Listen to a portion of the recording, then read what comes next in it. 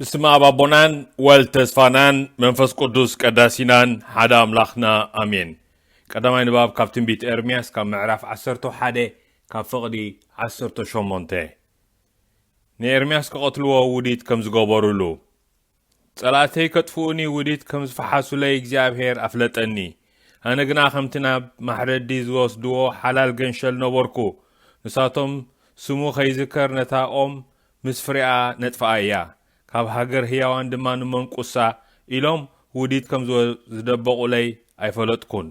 ሽዑ እግዚአብሔር ጎይታ ሰራዊት ቁኑዕ ትፈርድ ልብን ሓሳባትን ከ ትምርምር ንስኻ ኢኻ ነጋር ያባኻ ኣማዕቆቦ ኣለኹ እሞ ምፍዳሕኔኻ ኣባቶም ኣርኤኒ ኢለ ጸለኹ ካብ መዝሙር 7 ፍትሒ ንምርካብ ዝግበር ጸሎት ኦ እግዚአብሔር ኣምላኸይ ኣባኻ ዕቆብ እኔኹ ካብ ኩሎም ሰጎግተይ ኣድሕነንን ኣናግፈንን ኦ እግዚአብሔር ተቆጢዕካ ተንስ ኣብ ልዕሊ ነድሪ ተጻረርተይ ተለዓል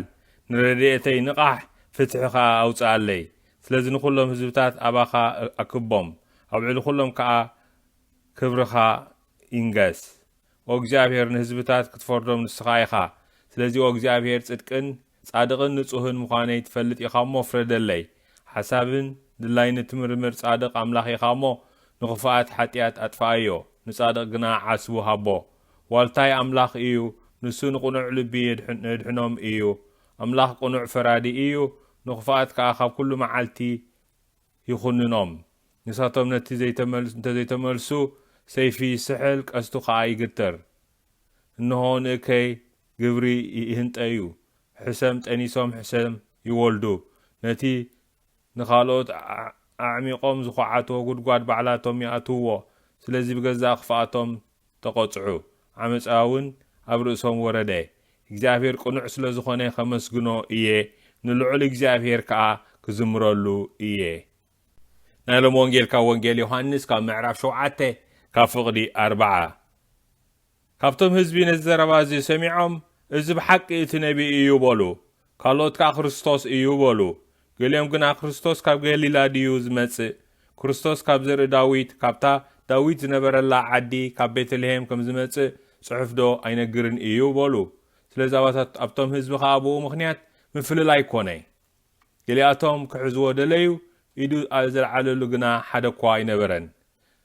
እቶም ገላውን ኣብ ሊቀ ካህናትን ፈሪሳውያንን ተመልሱ ንሳቶም ድማ ስለምንታይ ደኣ ዘየምጻእኩምዎ በልዎም እቶም ገላው ከዓ ከምዚ ሰብኣይ እዚ ገይሩ ዝተዛረበ ኸቶ የልቦን ኢሎም መለሱ ፈሪሳውያን ድማ ንስኻትኩም ውንዶ ስዒትኩም ኢኹም ካብ መኳንንቲ ወይ ካብ ፈሪሳውያን ብኡ ዝኣመነዶ ኣሎ እዩ እዚ ሕጊ ዘይፈልጥ ህዝቢ ግና ርጉም እዩ ኢሎም መለሱሎም ሓደ ኻባታቶም ትቕድም ብለይቲ ናብ ኢየሱስ መጺኡ ዝነበረ ኒቆዲሞስ ሕግና ኸ ንሰብ ቅድም ከይሰምዖን እቲ ዝገበሮ ከይፈለጠንዶ ይፈርዶ እዩ በሎም ንሳቶም ከዓ ንስኻ ውንዶ ካብ ገሊላ ኢኻ መርምር እሞ ካብ ገሊላ ነቢ ከም ዘይትንስእ ክትርኢ ኢኻ ኢሎም መለሱሉ ኩላቶም ከዓ ንናብ ቤቶም ከዱ እዚ ወንጌል ጎይታና እዩ ብሓቂ ፍቁራት ኣሕዋተይን ሓተይ ናብዚ ናይ ሎሚ ወንጌል ምን ምዃኑ ኢየሱስ ድሕርቲ ዓብዪ መዓልቲ ናይታ ኢየሱስ ዓዊሉ ብዓብዪ ድምፂ ዝጸምእ እንተሎ ናባይ ይምጻእ እሞ ይስተ እቲ በኣይ ዝኣመነ ከዓ ከምቲ ጽሑፍ ዝበሎ ካብ ውሽጡ ሩባታት ማይ ህይወት ክውሕዝ እዩ እናበለ ተዛረበ እዚ ምስ በለ እዩ እዚ ብዛዕባ እቲ እቶም ብኡ ዝኣምኑ ዝቕበልዎ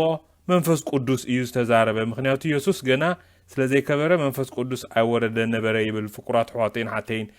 ቅድሚ ዘንበብናዮ ወንጌል ካብዚ ሓሊፎም እዮም እዚ ነቢይ ድዩ ክርስቶስ ድዩ ኢሎም ዝሓቱ ዘለዉ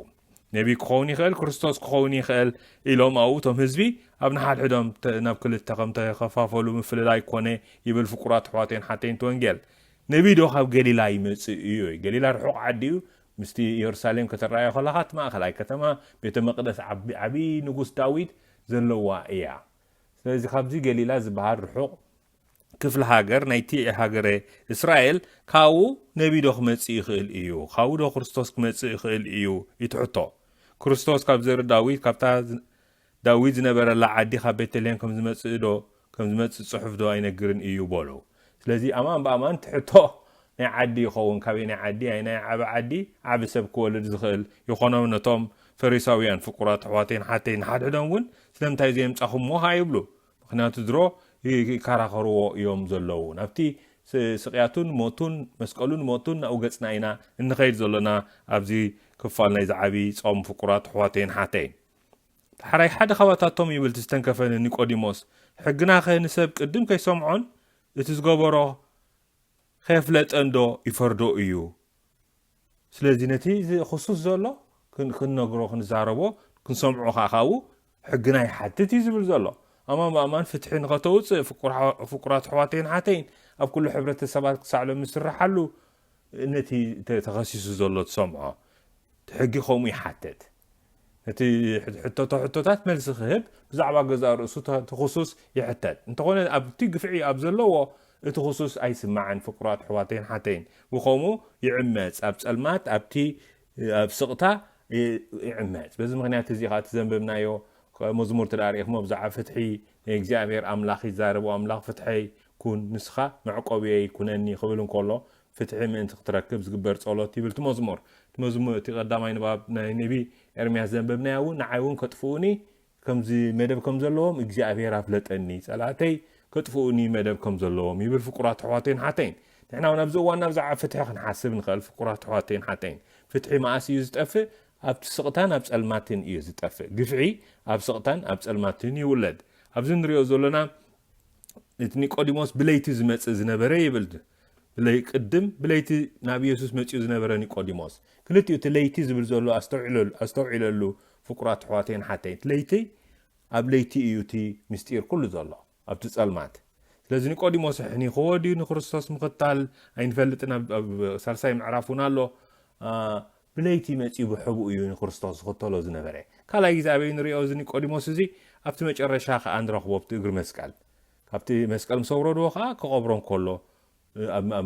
መቃብር ከዓ ክህቦ እንከሎ ንኢየሱስ ንርኢ ብሓቂ ዘገርም ተኸታሊ ናይ ክርስቶስ እዩ እዚ ኒቆዲሞስ ስለዚ ንሕና ኣብዚ እዋን እዚ እንታይ ኢልና ክንሓትት እቲ ጎይታናን መድሓኒናን ተስፋናን ኢየሱስ ክርስቶስ እቲ መሲሕ ምዃኑ ክንርኢ ክንክእል እዩ መልእኽቲ ዝሃበና ነቢ ጥራይ ዘይኮነ ወይ ከዓ ናይ ኣምላኽ መልእኽቲ ጥራይ ዘምፃልና ዘይኮነ ንርእሱ ህይወቱ እቲ መስቀሉ እቲ ሞቱን እቲ ትንሣኤኡን ንሱ ኣርእዩና ናይ ኣምላኽ ገጽ እንታይ ምዃኑ ኣምላኽ ፈቃርን መሓርን ምዃኑ ኣርኣየና ኣምላኽ ኣብ መንጎና ተረኽበ ኣማኑኤል ብህይወቱን ብመስቀሉን ብሞቱን ብትንሣኤኡን በቲ ካብኡ ዝመጽእ መንፈስ ቅዱስ መንፈስ እግዚኣብሔር ኣቦን መንፈስ እግዚኣብሔር ወልድን ብኡ ምክንያት ከዓ ውሽጥና ኮይኑስ ኣቦ ዝብል ኣምላኽ እንታይ ምዃኑ ረኣናዮ ንሕና ከዓ ኣቦና ምዃኑ ፈለጥና ኣቦና ምዃኑ ፈለጥና ጥራሕ ዘይኮነ ፍቁራት ደቁ ምዃንና ንሕና ከዓ ፈለጥና በቲ ብክርስቶስ ጎይታ ተዋህበና ትንሣኤ መንፈስ ትንሣኤ መንፈስ ክርስቶስ ፍቁራት ኣሕዋተይን ሓተይን በዚ ምክንያት እዚ እዩ ዘንበብናዮ ንባብ ቅድሚቲ ነቢዲ ክርስቶስ ድዩ ዝበሃል ሕቶ ምምላሱ ቅድሙ ዝነበረ ይዛረብ ብዛዕባ መንፈስ ቅዱስ ክወርድ ዘለዎ እሞ ዳሕራይ ንኩሎም ጽማት ዕግበት ክቦም ዝኽእል ዝጸምእ እንተሎ ናባይ ይምጻእ ዝበለ ኢየሱስ ኣነ ጸሚእ ኣለኹ ንስኻ ፍቁር ሓወይ ጸሚእካ ኣለኻ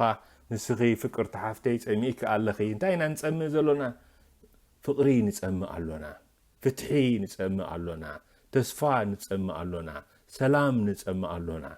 ሓወይ ሓፍተይ ኣጆኻ ኣጆኺ እዚ እቲ ማኣዲ ስድራ ቤት ማኣዲ ፍቕሪ ማኣዲ ተስፋ ማኣዲ ፍትሒ ማኣዲ ሰላም ንጸምእ ኣሎና ፍቁራት ኣሕዋተይን ሓተይን ስለዚ ኣብዚ ዓብይ ጾም ናብኡ መጺና ናብ ክርስቶስ መጺና ጎይታይ ንስኻ እቲ ክርስቶስ ምዃንካ ኣመን እቲ ናትካ ህይወተይ ኣብኡ ክኾነለይ ኣብቲ ስቃይ ብምሉእ ኣብቲ ስቃይካ ሱታፌ ክኾነለይ ናተይ ሞትካ ከምቲ ሞት ናትካ ኣብ መስቀል ዝነበረ እሞ ትሩፋት ትርጉም ዘለዎ ንድሕነት ናይ ዓለም ብምሉእ ኣብኡ ከዓ ሱታፌ ክኾነለይ ብኣኻ ክነብር ብኣኻ ክንቀሳቀስ ብኣኻ ህያው ክኸውን ብመንፈስካ ነይረስ ንኽብሪ እግዚኣብሔር ኣቦ ንረብሓ ብዙሓን ንፍትሕን ሰላምን ክኸውን ምእንቲ ኢልና ፍቁራት ኣሕዋተይን ሓተይን ብጸሎት ናብኡ ክንቀርብ እሞ ኣብዚ ዓብይ ጾም ፍቅርና ዓብዩ ብዝበለጸ ፈሊጥናዮ ብዝቐረበ ተኸቲልናዮ ብዝዓመቐ ከነፍቅሮ ምእንቲ ጾምናን ጸሎትናን ጻዕርናን ኣይነቋረጽ ስብሃት ንኣብን ወልድን መንፈስ ቅዱስን ይኹን ጥንቲ ከም ዝነበረ ሕጅን ወትሩን ንዘላለም ዓለምን ኣሜን